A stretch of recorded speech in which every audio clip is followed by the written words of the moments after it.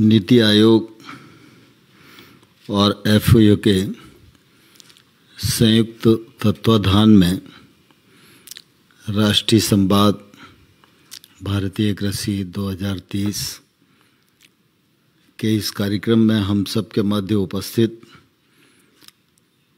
श्रीमान अमिताभ कांत जी, डॉक्टर रमेश चांद साहब, टोमियो जी, श्याम जी, जोशी जी, नूपुर सिंह जी, दलवई साहब, बहुगुणा जी, सिंह साहब और उपस्थित सभी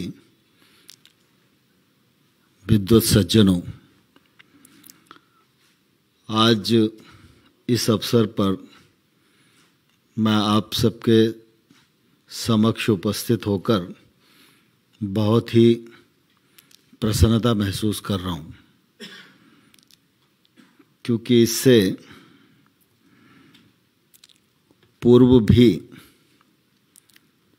भारतीय कृषि की जो सफलतम आज तक की यात्रा है, उस यात्रा को सर्वोच्च सोपान तक पहुंचाने में आप सब विद्वत जनों का, वैज्ञानिकों का, सरकार की किसान हितैषी नीतियों का और किसान के परिश्रम का महत्वपूर्ण योगदान है। और यह योगदान की निरंतरता आगे बढ़ती रहे, इस मामले में सभी विद्वत जन प्रयत्न करते हैं और विशेष रूप से नीति आयोग, एफएओ, डॉक्टर चांद साहब की अगुवाई में लगातार प्रयत्न होता रहता है। उसी दिशा में यह पुस्तक भी आज लोकार्पित हुई है। मैं समझता हूँ यह एक ऐसा दस्तावेज है जो निश्चित रूप से आने वाले कल में भारत की कृषि की दिशा को निर्धारित करने में बहुत ही मददगार होगा। इसलिए मैं इस अवसर पर आप सबको, डॉक्टर चांद साहब, उनके सभी सहयोगियों को अपनी ओर से बहुत बहुत बधाई देता हूँ, बहुत बहुत शुभकामनाएं इस मौके पर देना चाहता हूँ। और साथ ही साथ मैं उनको यह आश्वस्त भी करना चाहता हूँ कि जब जब आप सब ने कोई प्रयत्न किया है और सुझाव दिया है, तो मैं समझता हूँ विगत 7 वर्षों में कृषि के क्षेत्र में प्रधानमंत्री नरेंद्र मोदी जी के नेतृत्व में जो काम हुआ है, उन सब में भी आप सबका सुझाव समाहित है। आप सबके सुझाव के कारण ही इन 7 वर्षों में एक ठीक प्रकार की यात्रा सफलता की ओर बढ़ रही है। इसमें भी निश्चित रूप से आप सबका योगदान है और आने वाले कल में भी जब जब आपके द्वारा दिग्दर्शन दिया जाएगा, भारत सरकार विचारपूर्वक उसको आगे बढ़ाने में जरूर मदद करेगी, ऐसा मैं इस अवसर पर आप सबको कहना चाहता हूँ। हम सब जानते हैं कि भारत के लिए कृषि की महत्ता बहुत ही है।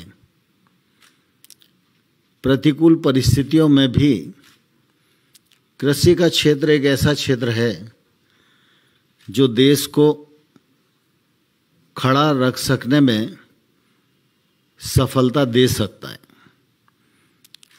कोविड के कालखंड में भी अगर हम देखेंगे तो हमारे ध्यान में आएगा कि इतनी प्रतिकूल परिस्थितियों में भी कृषि के क्षेत्र ने, किसान के परिश्रम ने अपनी प्रासंगिकता को सिद्ध किया है। विगत 2 वर्षों में लगातार 3% की वृद्धि होती रही। यह हम सब लोगों के लिए शुभ संकेत है। निर्यात की दृष्टि से भी देखें तो यह कालखंड भी ऐसा कालखंड है जिसमें निर्यात में भी वृद्धि दर्ज की गई है, इस वृद्धि में भी आप सब लोगों का योगदान है। उसके लिए भी मैं आपको हृदय से बहुत बहुत धन्यवाद देना चाहता हूं। आज आप सबके परिश्रम के परिणाम स्वरूप भारत में उत्पादन की समस्या नहीं है। खाद्यान्न में तो हम अधिशेष राष्ट्र हैं। बाकी और कृषि उत्पादों में देखें तो हम ये पहले या दूसरे नंबर पर ही खड़े हुए हैं। एक समय था जब हरित क्रांति की धूम थी, लेकिन देश के किसानों ने, सरकार की नीतियों ने, आप सबके अध्ययन ने, साइंटिस्टों की रिसर्च ने हरित क्रांति के बाद श्वेत क्रांति भी की, पीली क्रांति भी की, अब मीठी क्रांति भी हो रही है। इस सब में आप सब लोगों का निश्चित रूप से योगदान अविस्मरणीय है। लेकिन आज समस्या है उत्पादकता बढ़ाने की। आज समस्या है उत्पादन को प्रबंधित करने की। आज समस्या है किसान को उसके उत्पाद का वाजिब दाम मिल जाए, इसलिए बाजार के लिंकेज प्रदान करने की।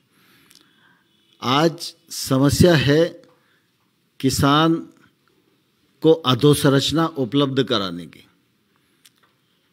इन सब के बीच कृषि झूल रही है। साथ ही साथ हम सब जानते हैं कि सारी सुविधाओं के बाद भी कृषि के क्षेत्र को प्रकृति पर निर्भर रहना पड़ता है। कई बार असामयिक प्राकृतिक प्रकोप होता है, उसके कारण किसान को नुकसान होता है। यद्यपि प्रधानमंत्री जी ने फसल बीमा योजना लागू करके किसानों को एक बड़ा सुरक्षा कवच दिया है। मैं समझता हूं कि अभी 3-4 सालों में अगर हम देखेंगे तो लगभग 21,000 करोड़ रुपया फसल बीमा में किसानों का प्रीमियम जमा हुआ और 1,15,000 करोड़ रुपए से अधिक उनको नुकसान के मुआवजे के रूप में प्रदान किया गया है।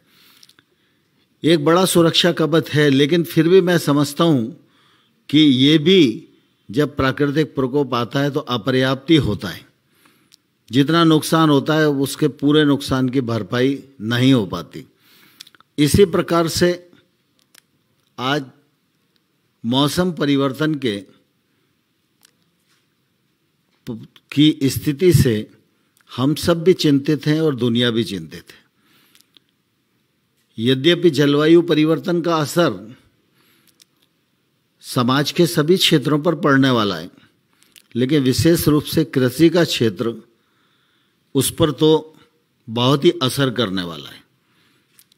मुझे प्रसन्नता है कि आप सबके विचार के केंद्र में वह चुनौती भी है और हमारे जो वैज्ञानिक हैं वो भी इस दिशा में अनुसंधान करके इस परिस्थिति से हम कैसे निकलें और इसका मुकाबला कर सकें, इस दिशा में वो लोग विचार कर रहे हैं और कोशिश कर रहे हैं। गत दिनों में जो मैंने समस्याएं कृषि के समक्ष बताई, उनको निराकरण तक पहुंचाने में प्रधानमंत्री जी के दूरदृष्टि के परिणाम स्वरूप अनेक योजनाएं भारत सरकार ने संचालित की हैं। उसी का परिणाम है कि देश के छोटे किसानों के लिए 10,000 एफपीओ बनाने का काम प्रारंभ हुआ है। इस पर केंद्र सरकार 6,865 करोड़ रुपया खर्च कर रही है। हम खाद्य तेलों पर आयात पर निर्भर करते हैं। निश्चित रूप से ये हम सबकी चिंता का विषय है। पिछले दिनों प्रधानमंत्री जी ने देश के किसानों को अपील की तो दलहन के क्षेत्र में एक बड़ी छलांग हमारे देश के किसानों ने लगाई है। यद्यपि उड़द में, मसूर में हमारे को अभी काफ़ी दिक्कत है, उस दिशा में बढ़ना है, लेकिन जो छलांग है उस पर संतोष प्रकट किया जा सकता है। इसी प्रकार से तिलहन के क्षेत्र में भी इस अभाव को पूर्त करने की दिशा में भारत सरकार ने ऑयल पाम मिशन भी बनाया है, उस पर 11,000 करोड़ रुपया सरकार खर्च करने वाली है। और हमारी कोशिश है कि जब यह पूरी तरह पल्लवित, पुष्पित और फलदायी होगा तो आयात पर हमारी जो खाद्य तेलों की निर्भरता है उस पर काफ़ी हम पार पा पाएंगे, काफ़ी उसको कम करने में सफल हो पाएंगे। इंफ्रास्ट्रक्चर की जो आवश्यकता है उसके लिए इंफ्रास्ट्रक्चर फंड सिर्फ एग्रीकल्चर में ही उपलब्ध नहीं कराया, ये एनिमल हस्बेंड्री में भी, फिशरीज में भी, हर्बल खेती में भी, मधुमक्खी पालन में भी, छोटी प्रोसेसिंग यूनिट में भी, सब में आत्मनिर्भर पैकेज के अंतर्गत लगभग 1.5 लाख करोड़ रुपए का ये फंड प्रावधान किया गया है, जो बहुत आसानी से बैंक से कम ब्याज दरों पर उपलब्ध है। और इसका लाभ भी आने वाले कल में जो समस्याएं कृषि के सामने हैं उनके निराकरण तक पहुंचने में हम सब लोगों को मदद मिलेगी। हम सब जानते हैं कि आज किसान की माली हालत सुधारना है तो थोड़ी परंपरागत खेती से आगे बढ़ने की आवश्यकता है, इसलिए वो हॉर्टिकल्चर की ओर बढ़े, फ्लोरिकल्चर की ओर बढ़े, टेक्नोलॉजी का उपयोग करे, महंगी फसलों की ओर जाए। और जितना टेक्नोलॉजी का उपयोग करेगा उतना ही उसके घर के पढ़े लिखे बच्चे भी गाँव में रुकेंगे और रोजगार के अवसर प्राप्त कर पाएंगे और दूसरों को भी रोजगार के अवसर दे पाएंगे। मुझे ध्यान है पिछले बार जब देश में टिड्डी आई थी तो मैं उस समय मंत्री बना था कृषि मंत्रालय में, तो एकदम बड़ा संकट था। बचपन में तो हम लोग देखते थे कभी टिड्डी आती थी तो हमारे यहाँ बहुत ज़्यादा नुकसान तो नहीं होता था, लेकिन फिर भी वो नुकसान करके जाती थी। लेकिन अभी इस बार आक्रमण ऐसा हुआ कि एकदम हाथ पैर फूल गए। मैंने पूछा कि भाई हाथ पैर क्यों फूल रहे हैं, तो मालूम पड़ा कि 30 साल से टिड्डी नहीं आई है, इसलिए जो हमारा तंत्र था वो पूरी तरह शिथिल पड़ा हुआ है। लेकिन जैसे तैसे कोशिश करके उस पर पार पाई और निश्चित रूप से सरकारों ने राज्य सरकार के साथ मिलकर अच्छा काम किया। लेकिन उस समय एक बात ध्यान में आई थी कि जो प्रकोप टिड्डी का था उसके लिए क्या ड्रोन का इस्तेमाल हम कर सकते हैं। और उस समय जब ड्रोन की बात आई तो ड्रोन की उपलब्धता नहीं हुई, ड्रोन की उपलब्धता हुई तो फिर तमाम प्रकार की अनुमतियों का सवाल था, कोई नीति नहीं थी, कोई पॉलिसी नहीं थी। लेकिन मुझे आभार प्रकट करना है प्रधानमंत्री जी का कि उस परिस्थिति में ड्रोन का उपयोग करने के लिए जो जो अनुमतियां चाहिए थी वो भारत सरकार के संबंधित विभागों ने उपलब्ध कराई, तो ड्रोन का बहुत अच्छे से टिड्डी को मारने के लिए उपयोग किया जा सका। तभी से प्रधानमंत्री जी के ध्यान में ये बात थी और इसलिए भारत सरकार ने अपनी ड्रोन पॉलिसी भी घोषित कर दी है और कृषि मंत्रालय ने भी ड्रोन के उपयोग के लिए अपने नियम कानून और अपनी स्कीम बना दी है, जिससे इसका बेहतर प्रचार प्रसार हो सके, यह लोगों के काम आ सके, किसान को बड़ी सुविधा प्रदान कर सके, अच्छे नौजवानों को रोजगार की उपलब्धता इसके माध्यम से हो सके। ऐसे तमाम सारे प्रयत्न कृषि के क्षेत्र में लगातार किए जा रहे हैं।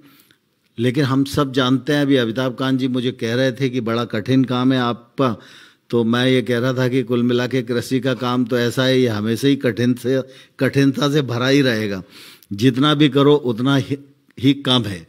मैं इस अवसर पर इस पुस्तक के विमोचन के मौके पर आप सबको, चांद साहब की पूरी टीम को हृदय से बहुत ही बधाई देता हूँ, शुभकामनाएं देता हूँ। और मुझे पूरा विश्वास है कि जो आपका प्रयत्न और आपकी कल्पना है, आपका परिश्रम है, वो सफल होगा।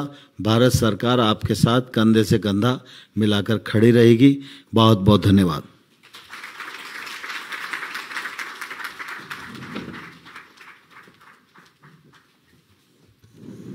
धन्यवाद. Now we will have a felicitation